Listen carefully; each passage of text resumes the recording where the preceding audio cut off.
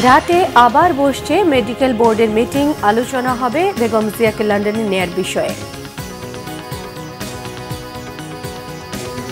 নির্বাচনের জোট এবং আসন নিয়ে আলোচনা এখনো শেষ হয়নি বললেন আমির খসরু। নির্বাচন ও আসন সমঝোতা নিয়ে আন্দোলনকারীদের মধ্যে অবিশ্বাস তৈরি হয়েছে মনে করেন সাইফুল হক। দেখছিলেন ক্রাউন সিমেন্ট সংবাদ শিরোনাম। এবারে বিস্তারিত। উন্নত চিকিৎসার জন্য বেগম খালেদা জিয়াকে লন্ডনে নিয়ে যাওয়ার বিষয়টি নির্ভর করছে তার শারীরিক অবস্থার উপর। এ বিষয়ে চূড়ান্ত সিদ্ধান্ত নেবে মেডিকেল বোর্ড। মেডিকেল বোর্ড সিদ্ধান্ত দিলে এয়ার অ্যাম্বুলেন্স দেশে আসবে বলেও জানানো হয়েছে। কাতারের সহযোগিতায় জার্মানি থেকে এয়ার অ্যাম্বুলেন্স ঢাকায় আসবে। বিএনপি চেয়ারপারসনের উপদেষ্টা এনামুল হক চৌধুরী জানান, খালেদা জিয়ার চিকিৎসক এবং বিএনপি নেতাদের সঙ্গে সমন্বয় করে এয়ার অ্যাম্বুলেন্স ঢাকায় আসবে। এতে পিছিয়েও যেতে পারে বেগম জিয়ার লন্ডন যাবার প্রক্রিয়া। এর আগে ফুসফুসে সংক্রমণ হওয়ায় হঠাৎই শ্বাসকষ্ট নিয়ে 23 নভেম্বর রাজধানীর এভার কেয়ার হাসপাতালে ভর্তি হন বিএনপি চেয়ারপারসন। বেগম খালেদা জিয়াকে দেখতে শুক্রবার যুক্তরাজ্য থেকে দেশে এসেছেন বড় ছেলে তারেক রহমানের স্ত্রী ডাক্তার জুবাইদা রহমান। বেগম খালেদা জিয়ার চিকিৎসার তদারকি করছেন তিনি। বিকেল 3:15টায় ধানমন্ডির মায়ের বাসা থেকে এভার কেয়ার হাসপাতালে আসেন ডাক্তার জুবাইদা রহমান। বেগম খালেদা জিয়ার সর্বশেষ শারীরিক অবস্থা নিয়ে চিকিৎসকদের সঙ্গে কথা বলেন তিনি। দর্শক, রাজধানী এভার কেয়ার হাসপাতালের সামনেই আছেন আমাদের বিশেষ প্রতিনিধি আহমেদ সরওয়ার। সরাসরি যুক্ত হচ্ছে তার সঙ্গে। সরওয়ার, বেগম জিয়ার চিকিৎসার বিষয়ে সর্বশেষ তথ্য, তাছাড়া এয়ার অ্যাম্বুলেন্স আসাসহ সার্বিক বিষয়ে কি তথ্য আছে আপনার কাছে জানাবেন। আমরা আসলে বেগম খালেদা জিয়ার সর্বশেষ অবস্থার জন্যই অপেক্ষা করছি, কারণ প্রেস উইং থেকে বলা হয়েছিল 3:15টার সময় তার ব্যক্তিগত চিকিৎসক এবং বিএনপি স্থায়ী কমিটির সদস্য ডক্টর AZM জাহিদ হোসেন গণমাধ্যমের সামনে খালেদা জিয়ার শারীরিক অবস্থার সর্বশেষ পরিস্থিতি নিয়ে ব্রিফ করবেন। তো 3:15 থেকে আমরা অপেক্ষা করছি, কিন্তু 3:20 3:30টার দিকে বিএনপি চেয়ারপারসন বেগম খালেদা জিয়ার পুত্রবধূ এবং ভারপ্রাপ্ত চেয়ারম্যান তারেক রহমানের স্ত্রী ডাক্তার জুবাইদা রহমান এই এভার কেয়ার হাসপাতালে প্রবেশ করেছেন। আমরা ধারণা করছি তার সাথে আলাপ করেই হয়তো কিছুক্ষণের মধ্যেই ডক্টর AZM জাহিদ হোসেন গণমাধ্যমের সামনে আমরা কথা বলবেন। আমরা সবাই মোটামুটি প্রস্তুত আছি। আর আপনি যদি দেখেন অবস্থা, দেখবেন যে সবাই আসলে আমরা একেবারে অ্যালার্ট হয়ে আছি।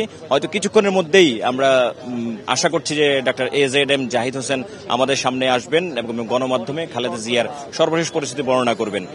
আমরা দেখতে পাচ্ছি যে doctor AZM Zahid Hossain ever care হাসপাতাল থেকে বের হয়েছেন, তিনি আসছেন।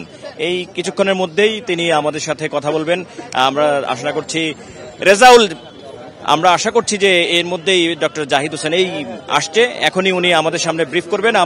আপনি যদি লাইভে থাকেন তাহলে আমরা সরাসরি আপনাদেরকে এই ব্রিফটা দেখাতে পারবো, আপনি যদি আমাদের করেন। তো এই হচ্ছে, আমরা অপেক্ষা করছিলাম এতক্ষণ, এই অপেক্ষার বাদ ভাঙলো, এখন অপেক্ষার প্রহর শেষ হলো, এখনই ডক্টর জাহিদ হোসেন ব্রিফ করবেন। বিসমিল্লাহির রহমানির রহিম। উপস্থিত সাংবাদিক ভাই ও বোনেরা, আসসালামু আলাইকুম। বাংলাদেশ জাতীয়তাবাদী দলের চেয়ারপারসন দেশনেত্রী বেগম খালেদা জিয়া অসুস্থ অবস্থায় এভার কেয়ার হসপিটালে চিকিৎসাধীন আছেন গত 23 নভেম্বর দিবাগত রাত্র থেকে। আজ 6 ডিসেম্বর। আমরা ওই দিন প্রেস ব্রিফিং আপনাদেরকে বলেছিলাম যে মেডিকেল বোর্ডের পরামর্শক্রমে আমরা হয়তো ওনাকে দেশের বাইরে নিয়ে যাওয়ার জন্য সর্বোচ্চ পর্যায়ের চেষ্টা অব্যাহত রেখেছিলাম, কিন্তু ওনার যে এয়ার অ্যাম্বুলেন্স, যেটি কাতার আমিরের পাঠানোর জন্য যিনি উদ্যোগ নিয়েছেন, সেই এয়ার অ্যাম্বুলেন্সের কারিগরি ত্রুটির কারণে ওটাও যেমন আসতে পারে না, এটা সত্যি কথা।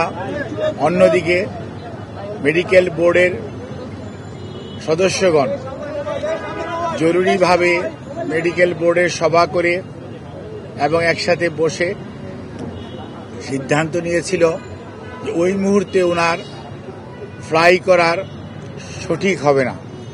সেজন্যই আমরা ওনার যে বিদেশ নেওয়ার যে বিষয়টি, সেটি কিছুটা বিলম্বিত হচ্ছে এবং ভবিষ্যতে হয়তো শারীরিক অবস্থাই বলে দিবে যে ওনাকে কখন বিদেশে চিকিৎসার জন্য নিয়ে যাবে অথবা নিয়ে যাওয়া হবে।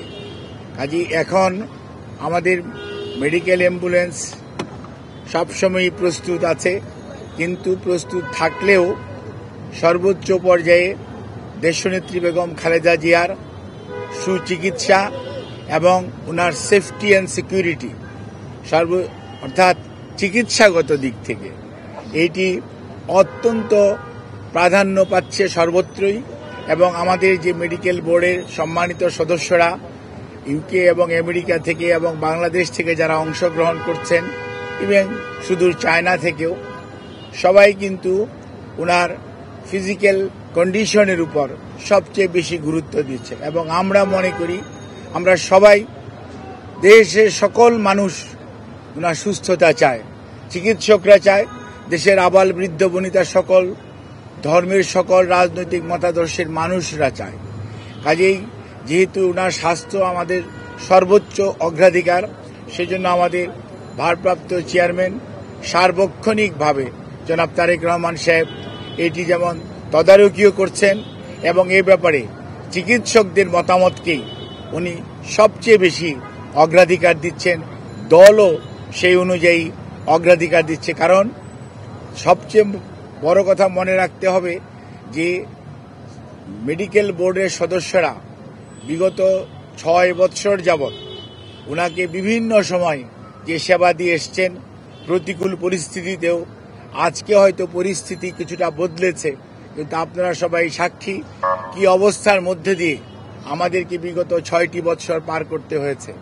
কাজে এই অবস্থার মধ্যে মেডিকেল বোর্ডের সদস্যরা অত্যন্ত দৃঢ়তার সঙ্গে এবং অত্যন্ত professionally they are handling the matter.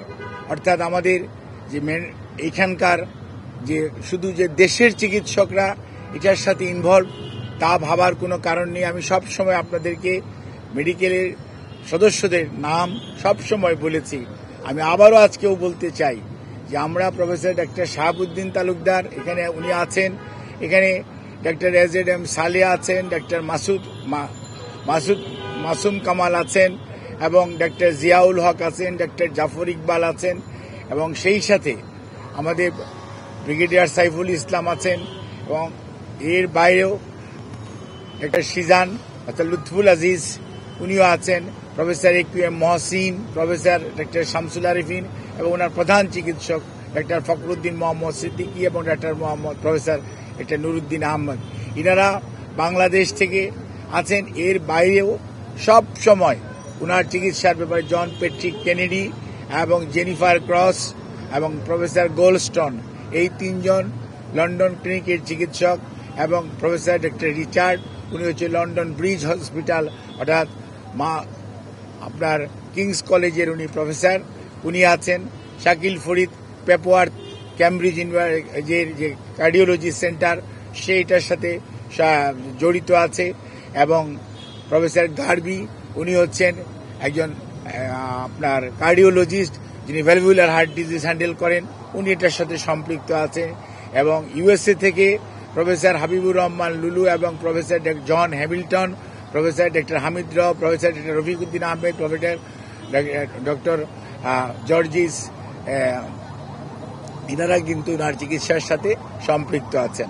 কাজেই সব সময় এই চিকিৎসার সমন্বয়ের জন্য ডক্টর জুবাইদা রহমান, উনি আগে লন্ডনে ছিলেন, গতকালকে উনি এসছেন এবং উনিও সার্বক্ষণিকভাবে এই চিকিৎসা মেডিকেল বোর্ডের সকাল বিকাল যে মেডিকেল বোর্ড বসে পরামর্শ করে সেই সমস্ত বিষয়ে উনি অংশগ্রহণ করেন এবং সার্বিকভাবে ওনার পরিবারের সদস্যদের মধ্যে বিশেষ করে সৈয়দ আশামেলা রহমান এবং শামীম ইস্কান্দার সাহেব সহ পরিবারের সদস্যরাও এই মেডিকেল বোর্ডের সভা বসার পরবর্তীতে তাদেরকেও এবং আমাদের ভারপ্রাপ্ত চেয়ারম্যান জনাব তারেক রহমান সাহেবকে, আমাদের দলের মহাসচিব মির্জা ফখরুল ইসলাম আলমগীর সহ দলের সর্বোচ্চ পর্যায়ে নেতৃবৃন্দকে যথাযথভাবে অবহিত করে রাখা হয়েছে।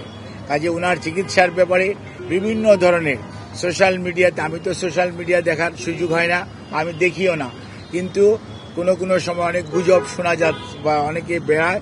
আমি সবাইকে অনুরোধ করব, দয়া করে দেশনেত্রীর এর প্রতি যদি আপনাদের শ্রদ্ধা এবং ভালোবাসার নিদর্শন স্বরূপ বিনীতভাবে অনুরোধ করব, আপনারা দয়া করে যে শর্ট ফ্যাক্ট এটার বাইরে কেউ গুজব ছড়িয়ে মানুষকে দয়া করে বিভ্রান্ত করবেন না এবং শুধুমাত্র আল্লাহ রাব্বুল আলামিনের কাছে দোয়া করেন। আল্লাহর অশেষ সহমতে সব সময় উনি এসছেও প্রতিকূল অবস্থা থেকে আল্লাহ ওনাকে সুস্থ করেছেন। আপনাদের সবার দোয়ায় আমরাও এবার এবং মেডিকেল বোর্ড অত্যন্ত আশাবাদী যে এবারও ওনার যে শারীরিক জটিলতা এটা থেকে আপনাদের দোয়া এবং আল্লাহর অশেষ মেহেরবানিতে ইনশাআল্লাহ দেশনেত্রী বেগম খালেদা জিয়া সুস্থ হবেন। আর বিদেশে যাওয়ার ব্যাপারে আমাদের সর্বোচ্চ প্রস্তুতি রয়েছে।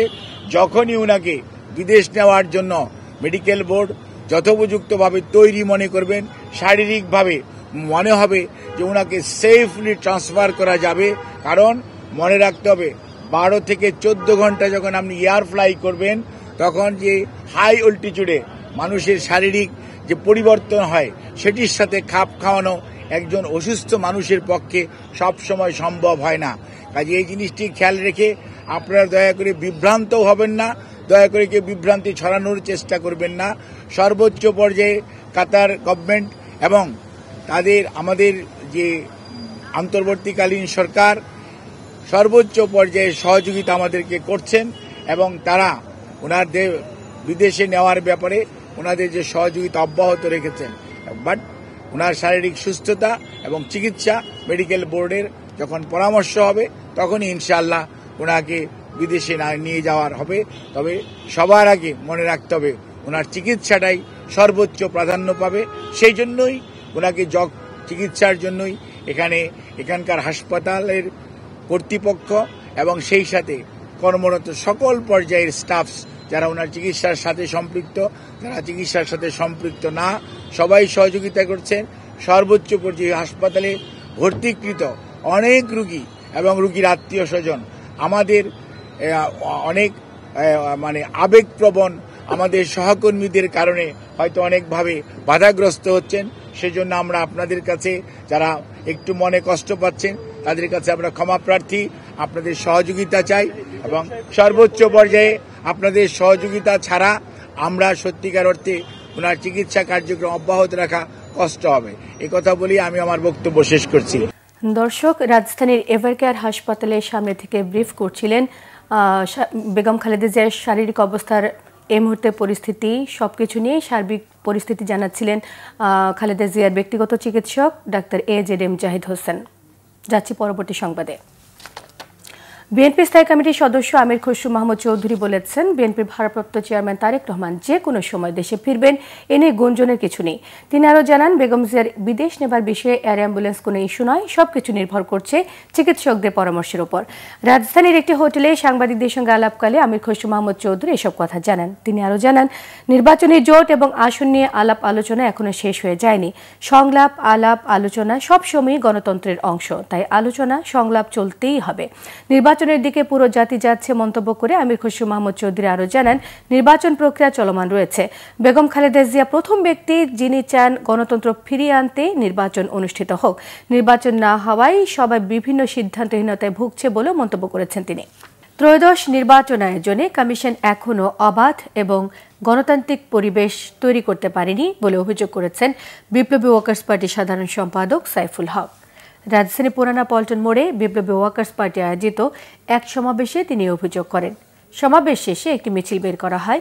বলেন, বিদেশিদের কাছে নির্বাচন গ্রহণযোগ্য না হলে এর দায় নির্বাচন কমিশন এবং এই সরকারকে নিতে হবে। তিনি আরও অভিযোগ করেন, অন্তর্বর্তী সরকার চট্টগ্রামে বন্দর বিদেশিদের হাতে তুলে দেওয়ার পায়তারা করছেন। তিনি দেশের স্বার্থ রক্ষায় এরকম চুক্তি বাতিলের আহ্বান জানান। তিনি বক্তব্যের শুরুতে বিএনপি চেয়ারপারসন বেগম খালেদা জিয়ার দ্রুত আরোগ্য কামনা করেন। দাবি করেন, বিএনপি এবং গণতন্ত্র মঞ্চ সহ যুগপৎ আন্দোলনকারীদের মধ্যে নির্বাচন এবং আসন সমঝোতা নিয়ে সন্দেহ এবং নানা অবিশ্বাস তৈরি হয়েছে। ঐক্য ধরে রাখার আহ্বানও জানান বিপ্লবী ওয়ার্কার্স পার্টির সাধারণ সম্পাদক।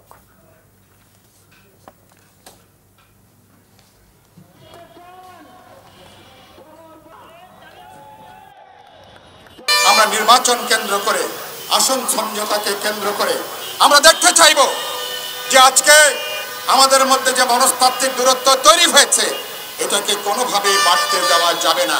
আমি বিএনপি সহ গণতন্ত্র মঞ্চ সহ সকল রাজনৈতিক দলকে, বিশেষ করে যুগপৎ-ধারায় যারা যুক্ত ছিলেন সবাইকে আমি দায়িত্বশীল আচরণ করবার জন্য আমি সেখানে আহ্বান জানাতে চাই। এই ছিল এখনকার মতো, পরের সংবাদ সন্ধ্যে 6টায়। 5টায় রয়েছে নিউজ টপ 10 দেখার আমন্ত্রণ রইল। এছাড়া বাংলাভিশন সংবাদ ও সংবাদ সংশ্লিষ্ট অনুষ্ঠান দেখতে ভিজিট করুন www.bbnews24.com, facebook.com/বাংলাভিশন নিউজ, সাবস্ক্রাইব করুন youtube.com/বাংলাভিশন নিউজের সঙ্গে থাকায় সবাইকে ধন্যবাদ।